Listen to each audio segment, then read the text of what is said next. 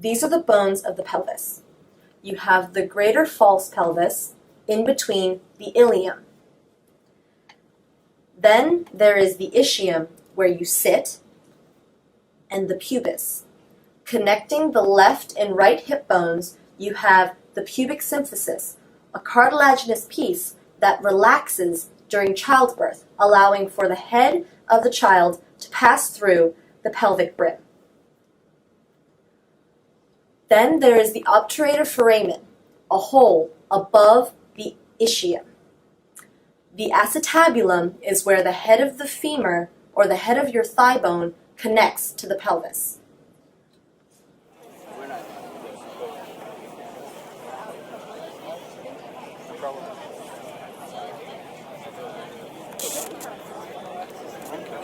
So you're from I am Philadelphia? from Wilmington. Wilmington, Delaware.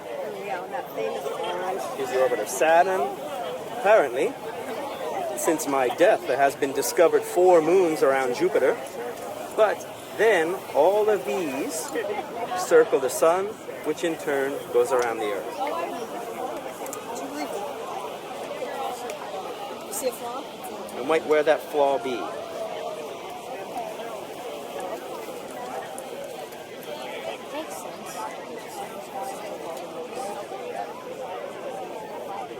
You see, and if you are to use my system to predict the dates and times and the motions of the heavens, it has at least the same uncanny accuracy as the Polish astronomer Copernicus. You want to see the sun? Take a look. Renee? Take a look, Renee. Beautiful. Oh, that is beautiful. And you, person who knows Renee's name? It's a username.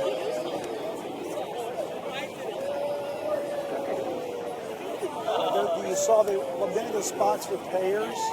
One's in North Pole. But the methanol, the stuff you see in here is also in comets. So, we take that all together. We probably don't need to say any magic words. Abracadabra. If you want to, you can, but there was nobody around to say them. Well, I don't think there was anybody. Oh, there we go with the mess again. This one's got a lot of carbon dioxide in it. All right, so there's a number of things you can see. First of all, it's dark in lots of places, but it's also got light bits, got icy bits. It's also foaming and fuming. So one of the things we make sure to teach folks is our comet's hot or cold? Cold. And most folks, when you look at a comet in the sky, it looks like it's on fire, right? It's smoking. And it looks like it's running through a wind.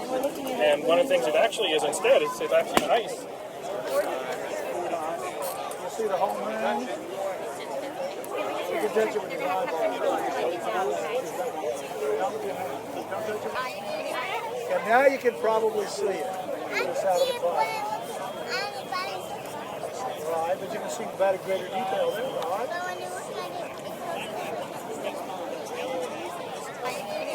And now you can. What do you think is the most interesting thing you have studied, learned, or discovered as an astronomer? Well, I think the most interesting thing I discovered was long ago.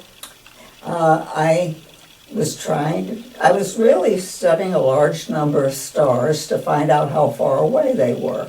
But when I looked at them carefully, astronomers study stars by spreading the light out into a rainbow that we call a spectrum.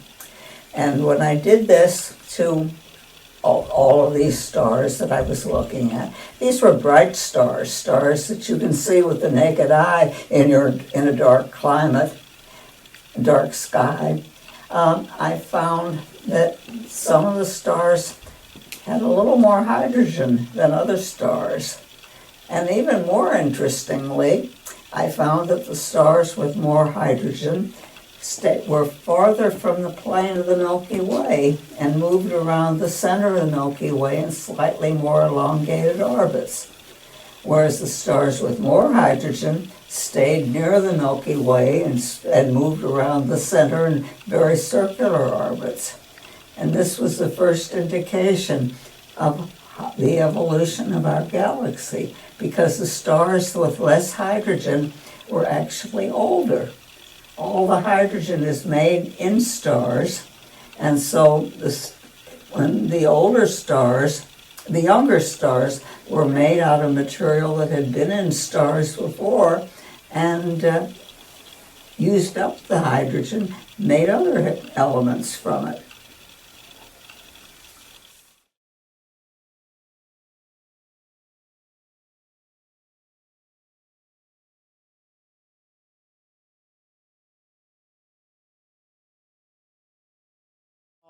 This particular rock right here, after the diagram I drew in the classroom, you ought to be able to tell me what this represents.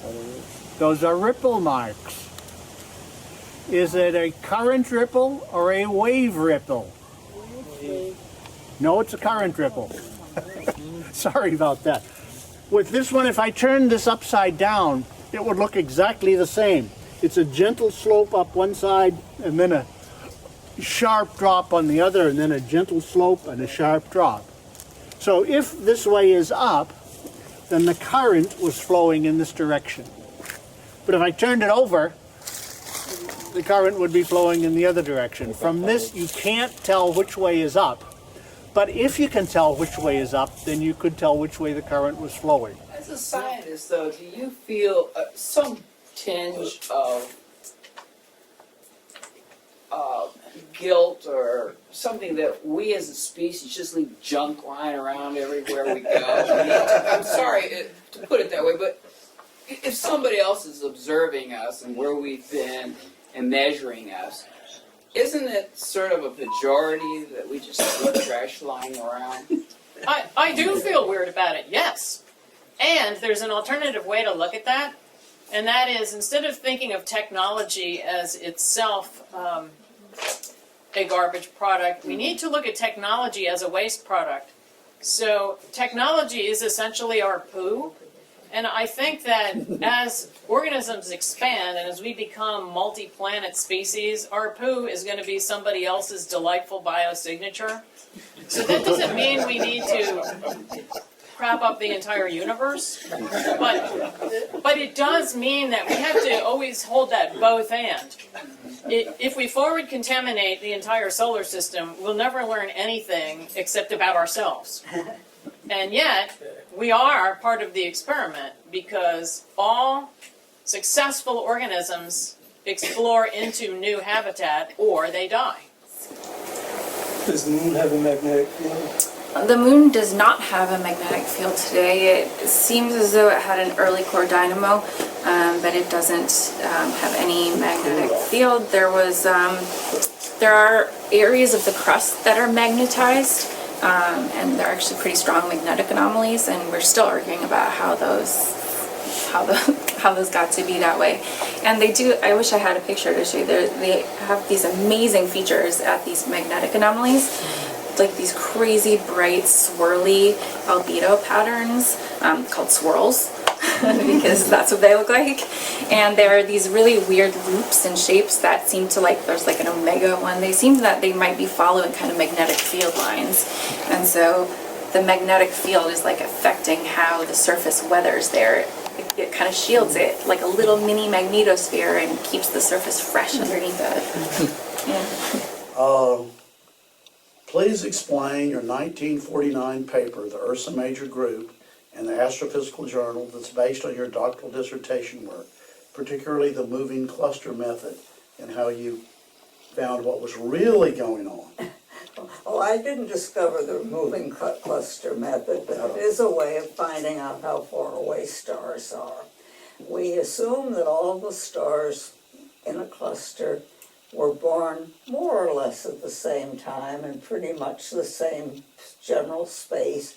So if you find stars that are scattered all over the sky and get their velocities and trace their velocities back, in other words, just reverse direction, they should all end up in the same place at the same time. And so what you do, is to get the velocities of the stars. Well, you can find the velocity of the stars toward and away from you very easily, but finding the velocity of the stars in the other two directions is a little harder. But what you can do is you can see their motion on the sky, and the amount of that motion is a function, of course, of their velocity, but it's also a function of their distance. So if you calculate the velocity that is necessary to get the star back to the center of the cluster at the right time, you know how far away the star is. This rock unit is called the Igemsville Phyllite. Now this is Slate Quarry Road, and this is a slate quarry. Why do I say phyllite? This rock is sort of on the boundary between slate and phyllite. Right here it is more phyllite because it does have a shine to it. It's not the dull color of true slate. So this is a little bit higher grade than true slate would be. But who cares? It works very well for roofs, works very well for siding, works very well for tiles, for whatever you want. The slate here was originally a black mud off the coast of North America, well out in the ocean, in the deep water. I haven't been able to see any bedding here at all. None of the original sedimentary features seem to be preserved here. It was pretty much a uniform mud, and what you see here is the splitting along the foliation. Now the foliation is developed by directed pressure. And when you have directed pressure in a rock and you grow sheet silicates in it, like micas, the sheet silicates all line up with the sheet structures perpendicular to the maximum pressure. So if this is the maximum pressure, the sheets will line up like this. If this is the maximum pressure, the sheets will line up like that. High-powered microscope and observe little tiny cubes in the bubble. Salt crystals, yes, exactly. Indicating that the water from which the quartz formed was a sodium chloride solution. Now that's of some interest because gold is very insoluble, except if it's in a chloride complex. Gold does form a chemical complex with chloride that is water soluble.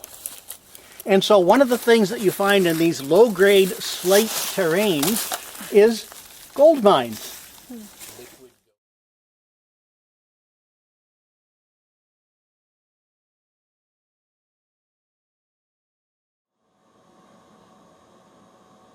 The hyoid bone.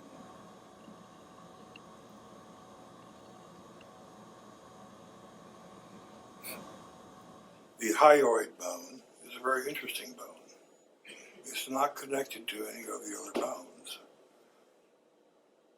This bone is situated between the mandible and the larynx and is connected and suspended by the styloid process of the temporal bone, and it supports the tongue and acts as an attachment point for the tongue, neck, and laryngeal muscles. The hyoid bone. The body, the greater cornu, the lesser cornu.